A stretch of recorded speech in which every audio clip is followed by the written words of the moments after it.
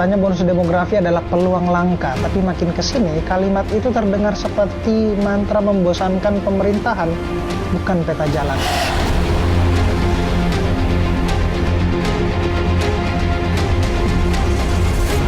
Bonus demografi tak sekedar jumlah penduduk usia kerja, ia adalah gabungan dari akses terhadap pendidikan berkualitas, kesehatan, lapangan pekerjaan, serta kebijakan inklusif.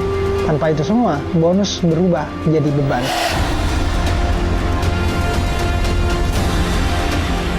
Tahu kan kalau angkatan kerja sekarang justru didominasi oleh pekerja informal karena kesempatan kerja di sektor formal tidak memadai. Jadinya ya nganggur.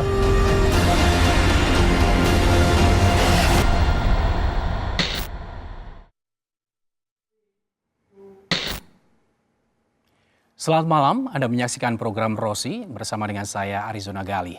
Di era digital dan dunia yang penuh dengan informasi, berpikir kritis sangat dibutuhkan agar tidak terjebak dengan informasi bohong. Malam ini saudara, kami mengundang anak muda yang dikenal kritis terhadap isu dan kebijakan politik hingga fenomena sosial yang relevan bagi Gen Z. Dia aktif memberikan pandangan melalui media sosial hingga dijuluki Presiden Gen Z. Ia adalah Rian Fahardi. Selamat malam Rian, selamat datang di program Rosi. Terima kasih sudah mengundang. Program Rosi ini sangat senang sekali ketika mengundang anak muda yang mempunyai aspirasi. Tapi di sisi lain Rian, mengapa kami mengundang Rian pada malam hari ini? Karena Rian ini adalah Presiden Gen Z. Itu akan saya klarifikasi sih.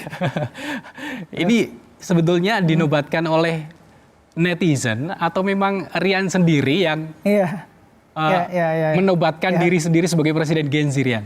Sebenarnya pertama itu lucu-lucuan aja sih, iseng-iseng.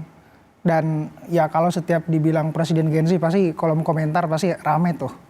Marah-marah, penolakan, merasa nggak ada wakili. Karena memang awalnya itu berangkat dari skripsi saya. Saya ingin membuktikan satu teori saya, bahwa kita bisa membentuk diri kita sesuai apa yang kita mau lewat platform sosial media pada saat itu. Dan faktanya saya bikin sebenarnya berangkat dari hujatan. Berangkat dari hujatan, justru kayak orang-orang mencaci kayak, ngapain sih kritik presiden, ngapain kritik bla bla bla. Coba lu yang jadi presiden. Oh dari situ kayak, oh ya udah. Saya coba cari, kayaknya nama pena kan, kalau penulisku punya nama pena, kayaknya branding apa ya yang lucu, unik, ya udah. Saya iseng-iseng, kayaknya presiden deh bagus. Nah di skripsi saya itu saya jelasin ada 3 teori yang bisa bikin image kita itu konsisten. Satu, kita harus punya branding yang kuat. Saya mau nge-branding saya paling tinggi dong posisinya dalam kalau ngomongin isu-isu, ya udah kepilih presiden. Terus ada segmentasi, harus jelas. Saya ingin bicara sesuai dengan audiens saya. Kebetulan karena saya Gen Z, saya pasang Gen Z sebagai segmentasi. Terus terakhir ada positioning. Bagaimana kita menempatkan, bagaimana kita membawakan, akhirnya jadi sesuatu ciri saya yang mungkin tadi kita bisa nonton konten-kontennya sampai hari ini, itu positioning saya. Jadi dari branding, positioning, dan segmentasi tadi akhirnya terbentuk Presiden Gen Z. Berawal dari skripsi yang sebenarnya saya kerjakan pada saat saya magang di Kompas TV. Jadi Rian ini mungkin belum pada yang tahu, Rian adalah mantan karyawan Kompas TV waktu itu tahun berapa? 2021 ke 2022 sebelum saya ngonten. Ini mungkin Rian bisa menjelaskan ketika di Kompas TV ini apakah juga menjadi inspirasi Rian untuk membuat konten? Pasti. Pengalaman apa yang didapat Rian? Pertama, ya mungkin saya hari ini nggak pernah nyangka juga bisa seberani ini ngomong di depan kamera. Jadi saya kerja tuh sebagai editor dulu. Sebagai editor, kerjain permintaan-permintaan, oh ini harus naik tayang dan lain-lain. Nah di situ banyak akhirnya peristiwa, perspektif-perspektif media mainstream yang juga membentuk saya secara konten, secara pribadi saya juga. Rian sekarang jadi Presiden Gen Z. Dulu mantan karyawan Kompas TV, sekarang diundang di program Rosi. Tapi gak menyesal kan, bukan Bu Rosi yang di sini. Aman, gak menyesal dong. Aman ya? Cuma ya dari branding Presiden Gen Z itu udah aku sebenarnya hilangin. Karena terlalu meresahkan juga karena sebenarnya saya nggak pernah mendeklarasikan gitu bahwa saya presiden Gen Z, nggak. Cuma itu kayak dibawa kemana-mana, hanya saya iseng pada saat itu ganti username aja, terus dibawa kemana-mana. Sekarang lebih nge-branding satu gerakan yang aku bangun namanya Distrik Berisik. Distrik Berisik. Rian ini kan sebetulnya waktu jadi presiden Gen Z waktu itu menobatkan diri ya, melabeli diri dengan presiden Gen Z. Rian selalu berpandangan kritis terhadap isu politik, sosial, lingkungan. Apa yang meyakini Rian bahwa apa yang Rian pandang, apa yang kritis, kritikan Rian yang Rian unggah di media sosial itu Rian yakini benar? Pertama, saya hanya bersuara berangkat dari keresahan saya, berangkat dari kecemasan sehari-hari saya. Saya berasal dari keluarga yang sederhana.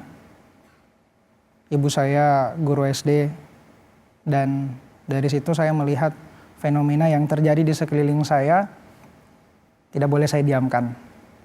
Saya selalu percaya bahwa mendiamkan kesalahan itu adalah sebuah kejahatan.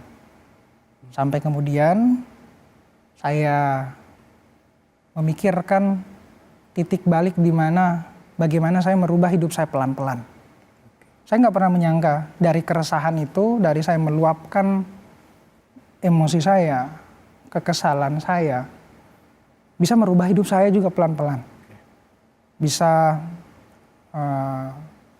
mengubah dan memutus, saya anggap rantai kemiskinan dalam keluarga saya karena saya anak pertama, dan ternyata dengan menyuarakan bukan hanya hak-hak kita, tapi juga di sana ada hak-hak orang lain, kita bantu. Ternyata pelan-pelan juga Tuhan memudahkan hidup saya gitu. Nah dari situ saya percaya dengan apa yang saya perjuangkan. Saya memperjuangkan hak saya juga, tapi di hak saya juga ternyata ada hak orang lain di sana.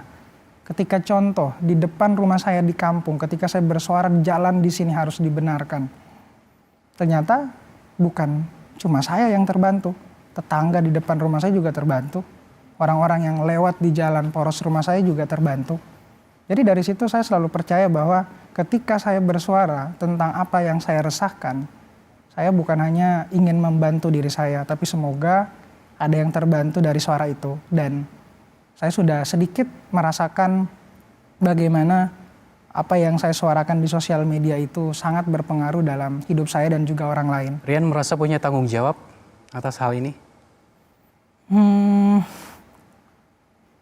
Ya, saya sangat merasa punya tanggung jawab karena saya tidak ingin menjadi leluhur yang tidak becus untuk generasi Indonesia ke depan.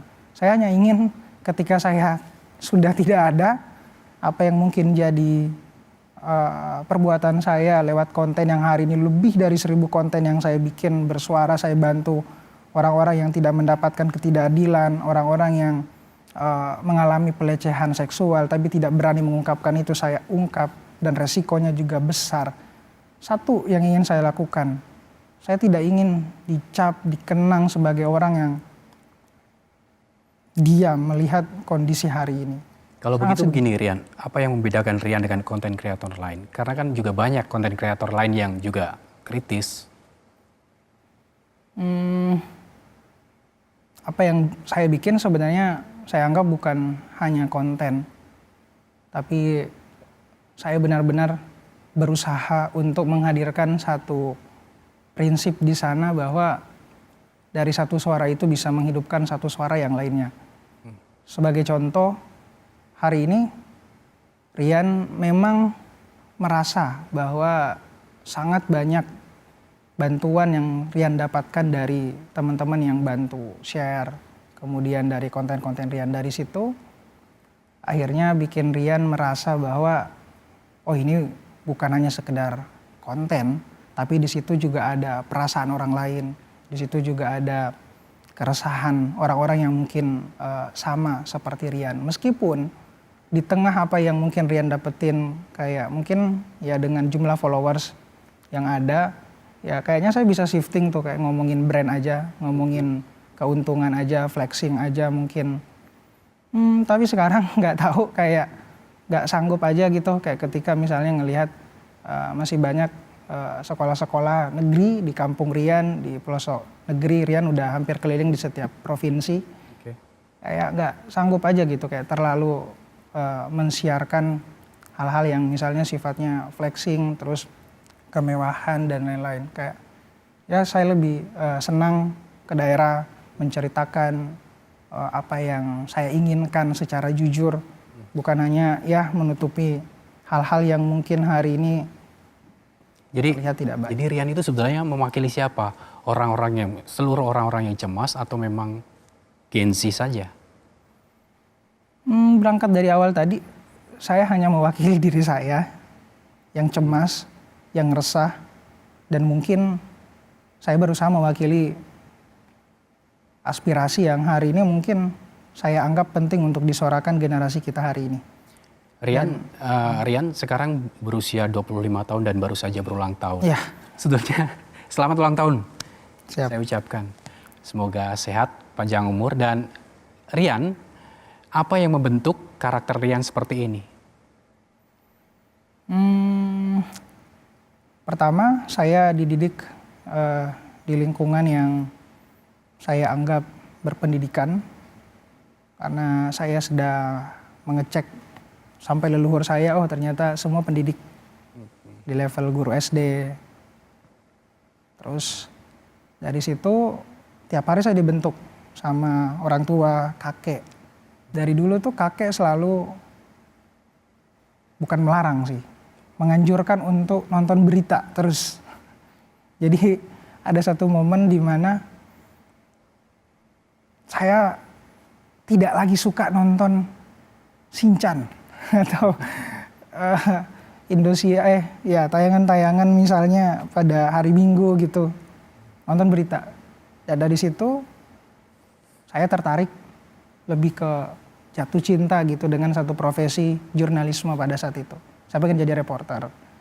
Terus ada banyak tayangan-tayangan yang menginspirasi Rian pengen kerja di bidang media. Oh dari situ akhirnya punya mimpi untuk saya pengen ke Jakarta, pengen langsung datang ke studio TV. Di situ Rian punya mimpi, selama saya punya keyakinan, saya punya mimpi, usaha yang keras juga.